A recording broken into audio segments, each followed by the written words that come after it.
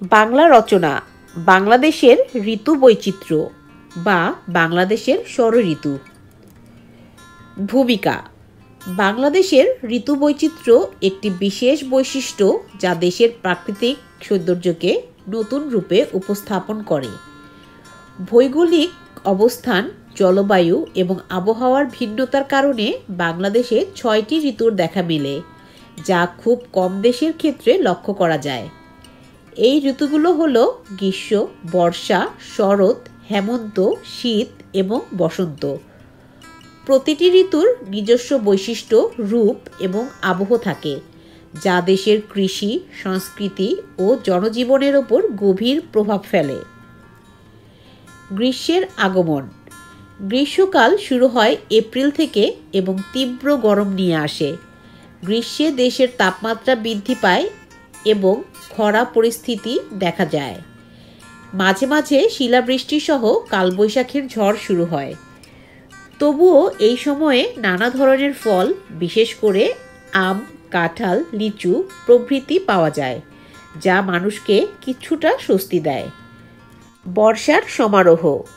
বর্ষাকাল আসে জুন থেকে এবং থাকে আগস্ট পর্যন্ত।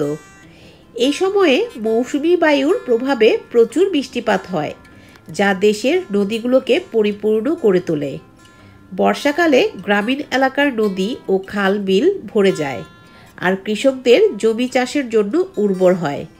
তবে অতিবৃষ্টির কারণে বন্যার সমস্যাও সৃষ্টি হয়, যা মানুষের জীবনযাত্রায় কিছুটা ব্যাঘাত ঘটায়। শরতের আগমন। শরৎকাল আসে সেপ্টেম্বর থেকে অক্টোবর পর্যন্ত। এই ঋতুর প্রধান বৈশিষ্ট্য হল আকাশ পরিষ্কার এবং হালকা মেঘের মেলা। শরতে কাশফুল ফোটে এবং প্রকৃতিতে এক ধরনের মনোমুগ্ধকর পরিবেশ সৃষ্টি করে। হেমন্তের আগমন। হেমন্তকাল শুরু হয় নভেম্বর থেকে এবং থাকে ডিসেম্বর পর্যন্ত। এই সময়ে কৃষকরা ফসল কাটার কাজে ব্যস্ত থাকেন।